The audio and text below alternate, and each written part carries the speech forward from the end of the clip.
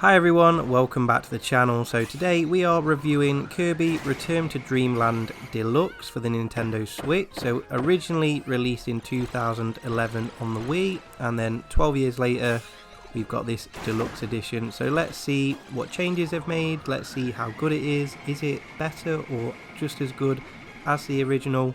Let's find out.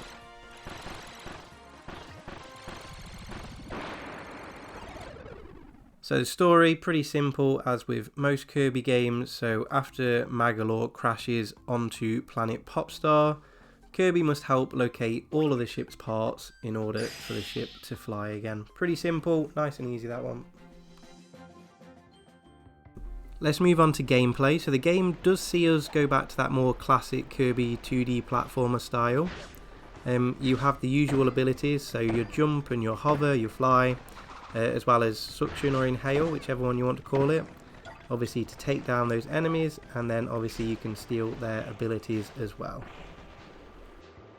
To put it simply, this is a platformer that uses Kirby's abilities to get from A to B, but this does have the added incentive of trying to collect all of the energy spears that are located on each level. Some energy spears will just be lying around, which are much easier to collect, but on other occasions you will require a certain ability or to take a specific route to collect them, and then also you will have to fight mini bosses as well to make sure you collect them all. Levels will have a secret area you can access using the super abilities you get from beating a powered up enemy. These super abilities, such as the giant sword, will allow you to take down multiple enemies at once, as well as destroying scenery such as boulders, trees, giant ropes. When you unlock the special area, you will have a timed level to complete as the walls close in on you, and reaching the end will result in a mini boss fight, and on completion of beating the mini boss, you will receive 2 energy spears. As with most Kirby games, this is pretty easy. It's a relatively comfortable game to play for any age group. The one added kind of challenge is trying to find all the energy spears throughout the levels, and this does add some replay value to a quite short game as well. After completing the game, you will unlock the epilogue that sees you play as Magolor. This was a nice bonus, adding a few extra hours of gameplay, as well as changing the mechanics from the classic Kirby style. As well as the epilogue, you also have access to a lot of minigames in Merry Magoland. Now these minigames, they vary in difficulty, they go up by 3 stages, and it's just a case by case basis as to how much you really enjoy playing them. The more you do play them, the more masks you unlock, and then you can actually wear these masks during the story mode, which I guess it just adds a bit of fun. Some people might like it, some people might not. I played a bit with a hamster mask. It didn't really add anything for me. I don't think I'll be playing too many more of the mini games, but as I say, some people might absolutely love them.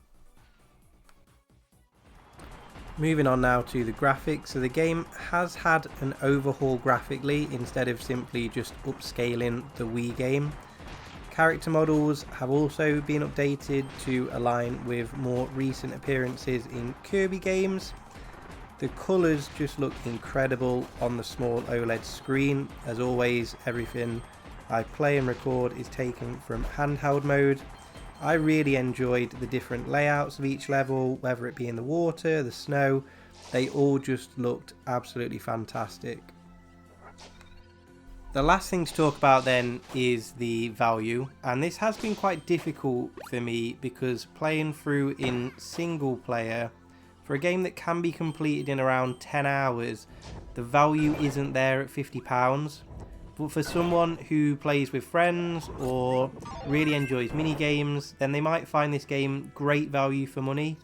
It really just depends on how you're playing this game.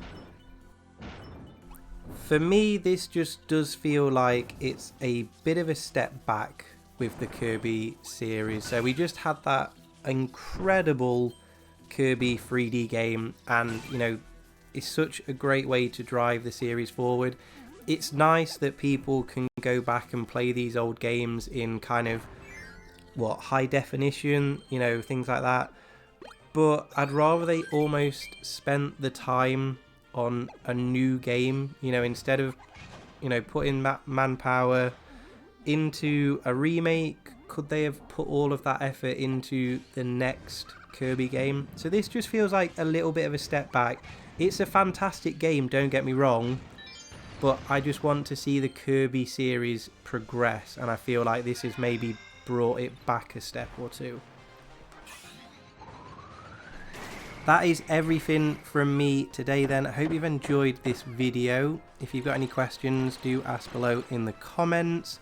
If you're new, hit subscribe, and I look forward to seeing you all in the next video. Take care everyone. Thanks a lot guys. Take care.